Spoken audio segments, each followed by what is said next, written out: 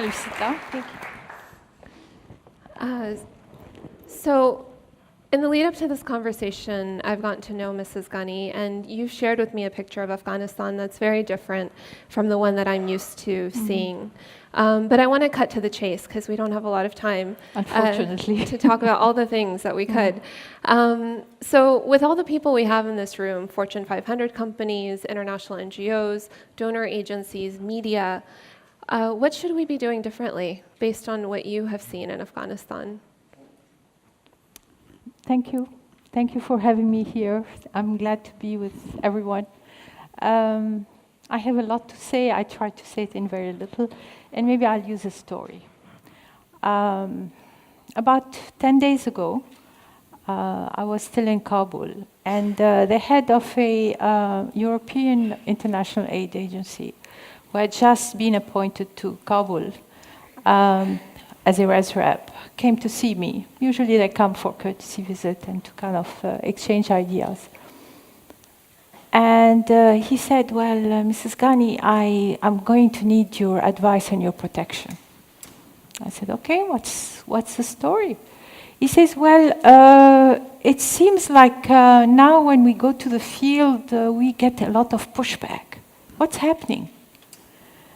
And I said, are you going in places where there is the program Citizen Charter?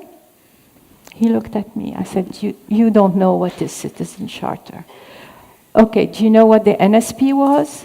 And he said yes, because he had been in Afghanistan in 2013. And NSP is the National Solidarity Program that was at the level of villages. He said, yes, I know NSP. I said, the Citizen Charter is a sequel of NSP, and it's much more developed, and it covers many more aspects. These are two programs that are at the level of the village. And the Citizen Charter, both programs are developed by the government, initially with the help of international agencies, but it is a government program. And the Citizen Charter goes into a village and gets all the villagers involved.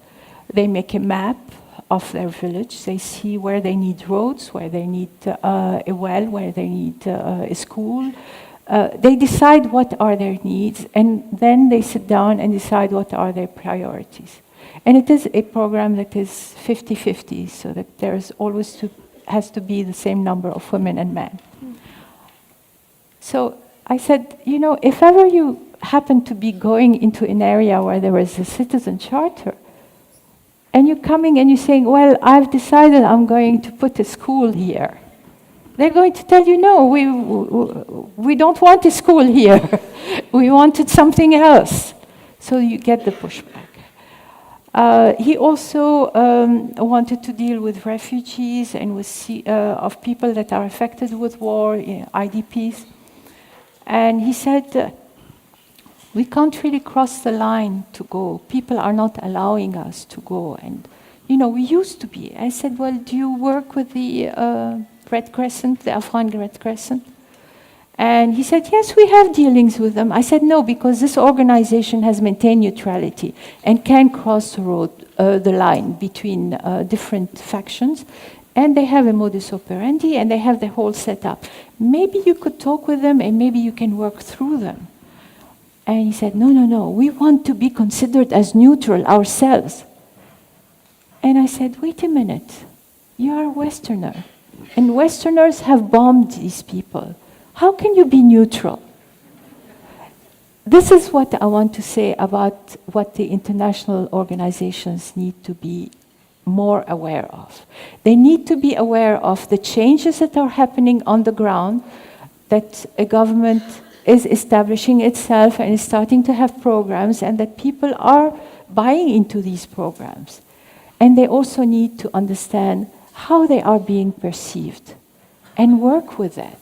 I mean, I'm very grateful for all the generosity in wanting to help. But from now on, you need to make sure that whatever you're doing, you have asked the Afghans what they want. Do they have an opinion? Do they have something, some other idea they'd rather do? Talk to them so that you can really help, not as a donor and a beneficiary, but as equal partners. Yeah.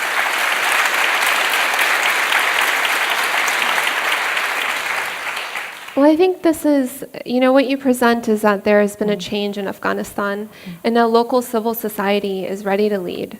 But when donors come in, they're not ready to follow, despite all of our rhetoric about how local civil societies must own the process of change. And this is fundamentally a role reversal, where an official is not able to understand when he has to follow this process. So as we talk about new tools, I feel like we can't actually do that unless we start to see the people that we're working with differently. Do you think that this is actually at the heart of the problem? That the way we see the Afghan people and ourselves relative to them? It is really the heart of the problem. Sometimes some of the expats that work in Afghanistan are really delightful people and have made the effort to get to understand who they are working with and what these people need. But a lot of them come for 6 months, 1 year, 2 years, 3 years at the most. And it's punctuated, they have R&R, they have travels back to the headquarters for consultation, they have to go to conferences. So they're in and out all the time. And they kind of think they know everything. Sorry.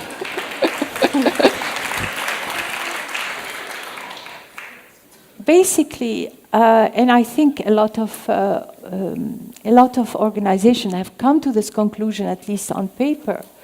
There was a study by OCDE recently on women and youth actors of change, and they said that the most important phase of a project or a program is the needs assessment phase. That means to sit down with the people you want to help, to listen to them, find out what they're talking about, what are their concerns, what are their needs, and to try and meet those needs. And this takes time. I know that in this program you're hearing a lot about data, about technology and all this. I'm very low key. I don't even have a Twitter account, but the human factor is extremely important. Let's not forget it. Because once you have human beings who understand what needs to be done, then they will take the burden, they'll take the responsibility, and they are there. They don't hop in and out all the time. They are there, they can be in charge, they can own the project, and they can bring it to completion. Because let's face it, a project takes 3, 4, 5 years to be completed. And sometimes when you have changes of leadership from the international aid agencies, things get lost and so if we apply this to the issue of women's rights in Afghanistan, we see Afghanistan as one of the most oppressive countries in the world towards women, and we have framed so many solutions which we deliver in the form of programs based on that way that we see this. So we have programs to protect women's rights and to counter violence against women. In these 17 years of executing it, what has worked and what should we be doing differently to be more effective? Let me just very quickly talk about the role of international aid agencies and the media. I once, early on, maybe like 3 or 4 years ago, I once told a UNHCR res rep in Kabul that, regarding IDPs, I don't think I will want to do humanitarian aid. It's not a solution. The numbers keep increasing, and, it's like a Band-Aid. And his reaction, "Oh, Mrs. Ghani, I hope you're not going to go public with this. We're just starting our fundraising campaign." What does that mean? That means that we have to show that there is a big need, and those poor women, they are isolated, they're in the corner, they're not, nobody's looking at them, nothing is happening. Please don't topple the cart, or whatever the expression is. So a lot of media is negative. And I think part of it, unfortunately, is due to international aid organization. And please, those of you who do that, please think again. This is not the way to portray a country. Yes, Afghan women are not having it easy, but Afghan women are very strong women because they have not had it easy. They're very resourceful. They do a lot with very little. They are really very important members of society. I'm talking about a country that is in post-conflict mode, okay? What does that mean? That means that we've gone through 3 decades of war.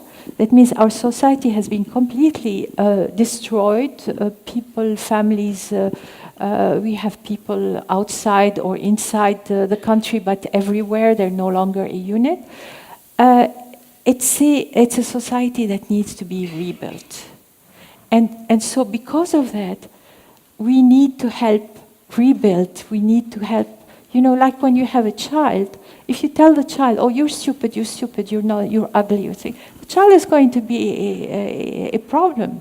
He'd never grow to be but when you bring positive encouragement and say, no, you can do it, why not try and do that and try and do that, then eventually you really reach a point. I think, yes, the women situation has improved. Women are much more visible. Mm-hmm. We have many more women in positions of government, of public service, of private companies. It's not yet where it should be. But how do you think we can effectively engage those women and that local leaders to lead that process? I think what women need the most is real training, real transfer of knowledge. Not those workshops where you go for 2 weeks and you get an envelope at the end of each day, the $5 for your transportation, and then at the end you get a nice piece of paper that says that so-and-so has attended this. Real training, real skills. From the most basic skills of, database, we love data, computer skills, of office management, to much more like middle management in the government. How do you conduct a meeting? How do you call? How do you get to a conclusion? I mean, things of the sort. And then to more specific skills. Women can learn and very quickly, and women are also very detail-oriented and do very good in accountancy, for example. They do very good in every kind of job that really needs patience and attention to detail. So there are a lot of things that the women can do, but you need to train them. And if you put women in positions of decision-making, and they are not trained, you are harming, you are not helping. Because everybody will say, oh, she was a woman. What did you think? She's not going to be able to do that job. Yeah. But on the contrary, you have to train her so that they say, oh my God, she really was so good. Yeah. I mean, so it sounds like there is lots of training, and yet there's a fine line between what works and what doesn't. Often it looks the same, but it's fundamentally different. And I think it sounds like what you're saying is that we have to start with real relationships. Yes. To start to actually understand the people and the problem.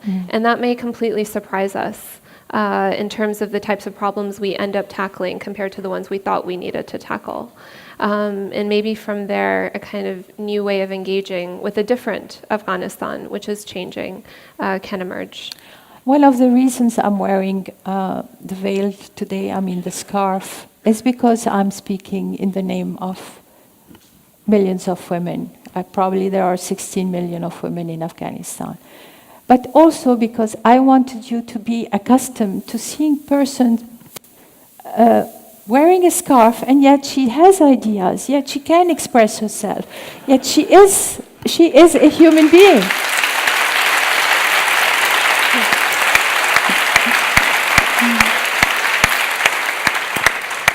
I think that's a great note to end on. Okay. Thank you so much, Mrs. Ghani. Thank you.